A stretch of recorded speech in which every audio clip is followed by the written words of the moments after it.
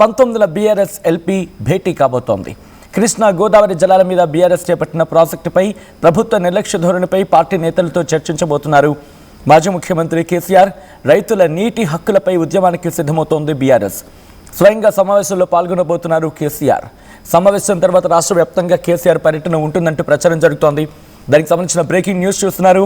ఇటు నేరుగా రేవంత్ సర్కారుపై సమరానికి ఇటు బీఆర్ఎస్ సిద్ధమవుతోందా, నేరుగా మాజీ ముఖ్యమంత్రి కేసీఆర్ని రంగంలోకి దించబోతోందా అంటే ఉండిన మాట వినిపిస్తోంది. ఈ నెల 19న బీఆర్ఎస్ ఎల్పీ భేటీ కాబోతుంది. కృష్ణా గోదావరి జలాల మీద బీఆర్ఎస్ చేపట్టిన ప్రాజెక్టుపై ప్రభుత్వ నిర్లక్ష్య ధోరణిపై పార్టీ నేతలతో చర్చించబోతున్నట్టుగా తెలుస్తోంది కేసీఆర్. ఆ తర్వాత రైతుల నీటి హక్కులపై ఉద్యమానికి బీఆర్ఎస్ సిద్ధం కాబోతున్నట్టుగా తెలుస్తోంది. స్వయంగా సమావేశంలో పాల్గొనబోతున్నట్టుగా సమాచారం అందుతోంది మాజీ ముఖ్యమంత్రి.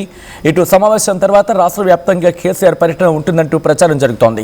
ఈ క్రమంలో ఎప్పుడు ఆయన స్కెడ్యూల్ ఉంది, ఎగ్జాక్ట్గా అక్కడి నుంచి ఎటువంటి టర్న్ తీసుకోబోతోంది, డీటెయిల్గా మాట్లాడుకునే ప్రయత్నం చేద్దాం. మా ప్రతినిధి మధు అప్డేట్స్ అందించేందుకు, డీటెయిల్స్ అందించేందుకు సిద్ధంగా ఉన్నారు.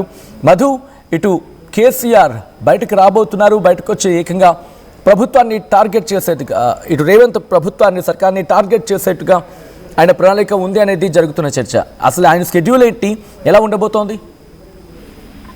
అంటే చాలా రోజుల తర్వాత కేసీఆర్ మళ్ళీ పార్టీ సమావేశం ఏర్పాటు చేస్తున్నారు. ముఖ్యంగా బీఆర్ఎస్ ఎల్పీ తర్వాత రాష్ట్ర కార్యవర్గ సంయుక్త సమావేశము, ఇదంతా 2 సమావేశాలు ఉంటాయి. అంటే పార్టీ నాయకులతో పాటు ఎమ్మెల్యేలతో కీలకమైనటువంటి సమావేశంగా భావిస్తా ఉన్నారు బీఆర్ఎస్. దాదాపు 2 years కంప్లీట్ అయింది కాంగ్రెస్ అధికారంలోకి వచ్చి అధికారం చేపట్టి.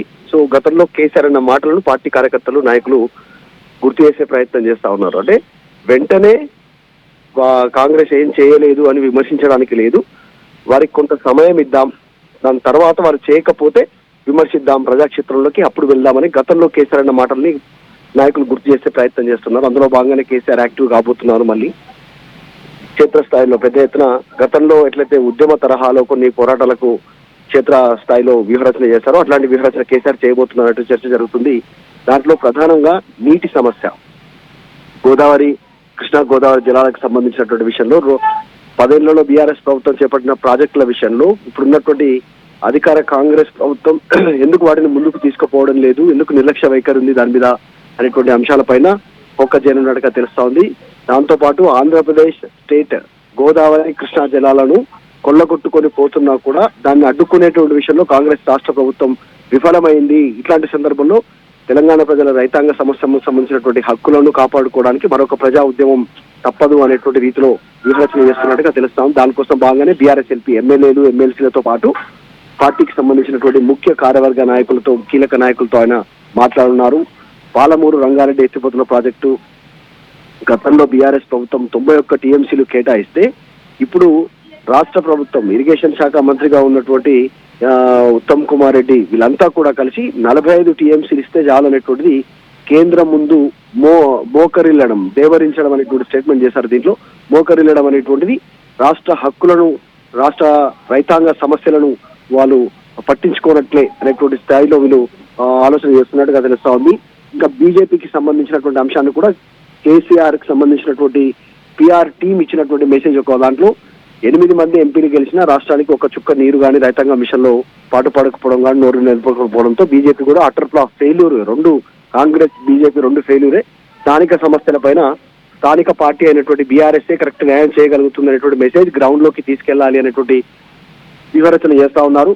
మొత్తం గతంలో లాగా బీఆర్ఎస్ఏ మళ్ళీ అధికారంలోకి వచ్చినట్టే 91 టీఎంసీలు కేటాయింపు జరిగేది కదా పాలమూరు రంగారెడ్డికి సంబంధించి. ఇప్పుడు జరగబోయే రీజన్ ఏంటి, కనీసం కంప్లీట్ చేసుకునేటువంటి వాళ్ళం 2 సంవత్సరాలు గడిచినా ప్రయోజనాలు శూన్యంగా ఉన్నాయి, రైతాంగ సమస్యలు అట్లనే ఉన్నాయి, నిర్లక్ష్యం చేస్తా ఉన్నారు. వీటన్నిటిపైన పోరాటం చేయాలనేటువంటిది ఆలోచన చేస్తా ఉన్నారు. దీనికి వేదిక 19వ తారీఖు బీఆర్ఎస్ పార్టీకి సంబంధించిన కేంద్ర కార్యాలయంలో బీఆర్ఎస్ ఎల్పీ సమావేశం, దాంతో పాటు కార్యవర్గ సమావేశం ఉంటుంది. కేసీఆర్ డైరెక్ట్ గా హాజరు కానున్నారు. కేసీఆర్ పని అయిపోయింది, బీఆర్ఎస్ పని అయిపోయింది అనేటువంటి చర్చ జరుగుతున్న నేపథ్యంలో అనూహ్యంగా కేసీఆర్ ఈ నిర్ణయం తీసుకోవడంతో మరొకసారి రాజకీయ వర్గాల్లో చర్చ కొనసాగుతుంది. కేసీఆర్ ఇప్పటి నుంచి రాజకీయ పోరాట పంతా ఎంచుకోనున్నారు, కొత్త కాన్సెప్ట్ తో ముందుకు వెళ్ళనున్నారు అనేటువంటిది. 2 ఏళ్లు కంప్లీట్ అయింది కాంగ్రెస్ అధికారంలోకి వచ్చి. ఇక్కడ నుంచి మాత్రం ఖచ్చితంగా ప్రజాక్షేత్రంలో పోరాటాలతో ప్రభుత్వం పైన ముందుకు వెళ్ళాలి అనేటువంటి ఆలోచన చేస్తున్నట్టుగా తెలుస్తా ఉంది. సో 19న కేసీఆర్ మీడియా ముందుకి పార్టీ కార్యక్రమాల రూపంలో బీఆర్ఎల్పీ సమావేశంలో కూడా పార్టీ ముందుకు రానున్నారు. దాంతో పాటు సచిన్ కవిత చేస్తున్నటువంటి కామెంట్స్ కానీ, ఈ మధ్య రేవంత్ రెడ్డి చేసినటువంటి కామెంట్స్ కానీ, తర్వాత కేసీఆర్ పైన సిబిఐ ఎంక్వైరీ కోసం రాష్ట్ర ప్రభుత్వం రాష్ట్ర శాసనసభలో నిర్ణయం తీసుకొని కేంద్రానికి సిఫారసు చేయడం కానీ, వీటన్నిటి నేపథ్యంలో కూడా కేసీఆర్ ముందుకు వస్తున్నటువంటి నేపథ్యంలో చాలా అత్యంత కీలకంగా ఉంది. కేసీఆర్ మీడియాని అడ్రస్ చేయనున్నట్టుగా తెలుస్తా ఉంది ఈ సమావేశం తర్వాత.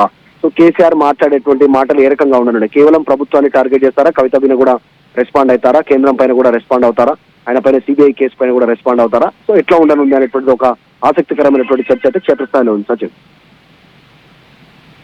ఇష్యూస్ వస్తున్నాయి కాబట్టి కవిత బీఆర్ఎస్ ని టార్గెట్ చేస్తూ మాట్లాడుతున్నారు కాబట్టి ప్రస్తుతం ఆ అంశాన్ని కూడా ఆయన తెర మీద తీసుకొచ్చే అవకాశం ఉందా, లేకపోతే కూతురుగా కాకుండా లేకపోతే ఒక పొలిటికల్ లీడర్గా కవితకు సంబంధించి అడ్రస్ చేసే అవకాశం కనిపిస్తుందా ఇక్కడ?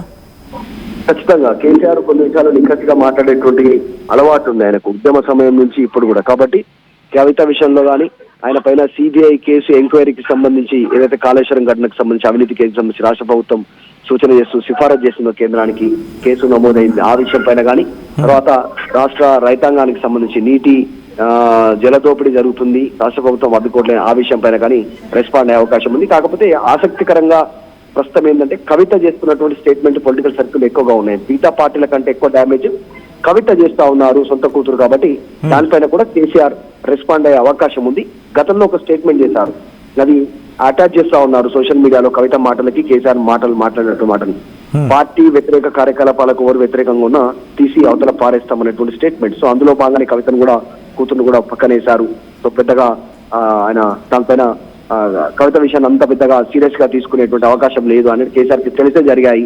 ఆమెను సస్పెండ్ చేయడం అనేటువంటి చర్చ కూడా ఉంది. కాబట్టి అయినప్పటికీ కూడా కవిత చేస్తున్న అవినీతి ఆరోపణల పైన కూడా డైరెక్ట్ గా, ఎందుకంటే కవిత కేసీఆర్ ప్రభుత్వాన్ని, మాజీ మంత్రులని, కేసీఆర్ ని, కేటీఆర్ ని, హరీష్ రావుని, తర్వాత సంతోష్ రావుని, ఇట్లా అందరినీ ఆమె ఒక రకంగా చెప్పాలంటే మన వాడుక భాషలో ఉతికి ఆరేస్తా ఉన్నటువంటి సిచ్యువేషన్ ఉంది. వాడుక భాషలో చెప్పాలంటే రాజకీయాల్లో ఆమె అవినీతి, వాళ్ళందరూ అవినీతి చేశారు, అక్రమాలు చేశారు అనేటువంటి ఆమె ఘాటైనటువంటి పదజాలను ఉపయోగిస్తా ఉన్నారు, ఆధారాలు ఉన్నాయంటున్నారు. కాబట్టి వాటిపైన కూడా కేసీఆర్ రెస్పాండ్ అయ్యే అవకాశం కనిపిస్తా ఉంది. అన్నిటికంటే ముఖ్యంగా బీఆర్ఎస్ ఎల్పీ సమావేశంలో నెక్స్ట్ 2 years కంప్లీట్ అయింది కాంగ్రెస్ అధికారంలోకి వచ్చి. కాబట్టి ఇక రాజకీయ పరంగా పోరాట పంతాను ప్రజాక్షేత్రంలో ఎట్లా ఏర్పాటు చేయాలి, ఎట్లా ముందుకు వెళ్ళాలని ఆలోచన చేసేటువంటి అవకాశం.